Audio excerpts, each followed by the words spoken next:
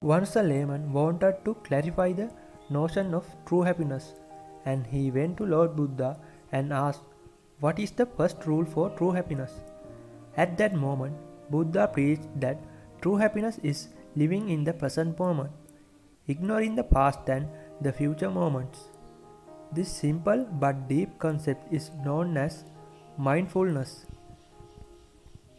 There have been many definitions given for mindfulness, and sometimes we consider it as a difficult and a deep concept as it goes directly with spirituality and psychology.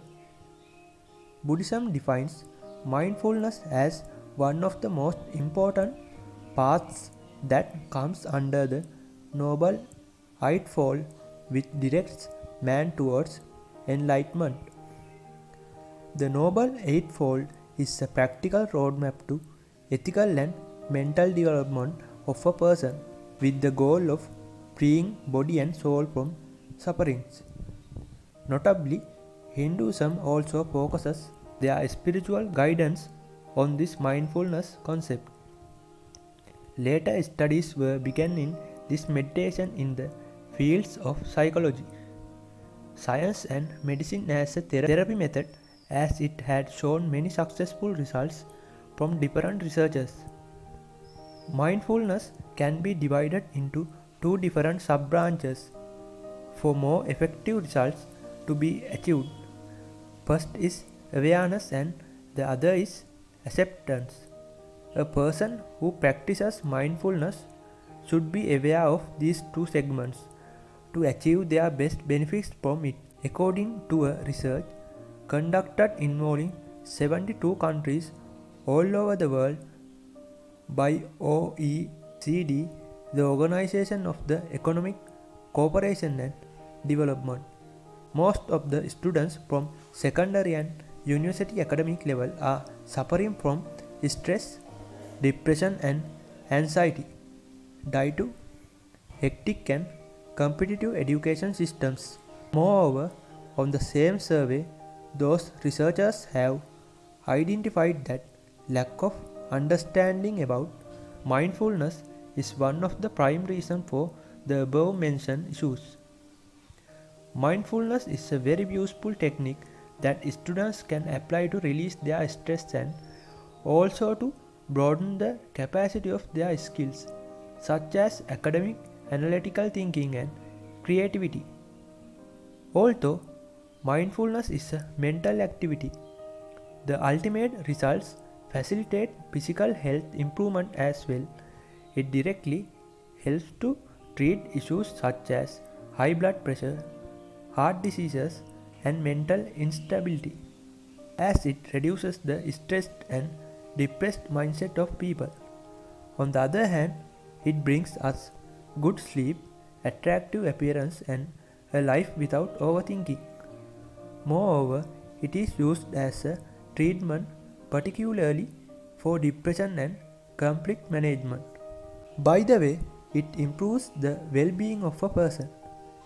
Facilitation of recovery is another useful aspect of mindfulness. Owing to the lack of understanding on recovery state of certain issues, students take wrong decisions such as suicide and addiction to drugs and alcohol. Mindfulness helps not only to avoid these things but also to maintain a happy life. Academic success is one of important goals a student has in his or her academic life. Mindfulness helps a student to achieve this in a very effective manner as it builds one's mind to grasp the necessary things in the moment, not from past or future. Practicing mindfulness is another challenge, although simply it refers to the practice of living in the moment, especially for a student with a hectic schedule or monotonous lifestyle.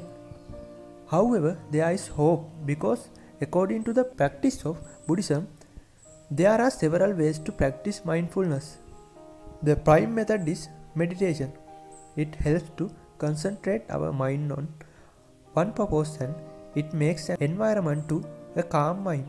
One of the very popular mindfulness technique is listening to soothing music pieces such as flute, piano, saxophone. We can practice mindfulness whenever we are having a shower, walking, eating, or observing the nature. What we have to do is simply focus on the thing with a high concentration. For instance, listening to the sound of shower drops is one way that we can concentrate our mind while we are having a shower. Walking up with the purpose is another way that we can have a perfect day. As a matter of fact, many of us dedicate our happiness and freedom to climb the ladder of success in this rat race, but you must keep in our mind that your life is shaped by your mind, and wherever you are, whatever you do, you have to be there totally. Then you will comprehend that the present moment is where joy and happiness overflow.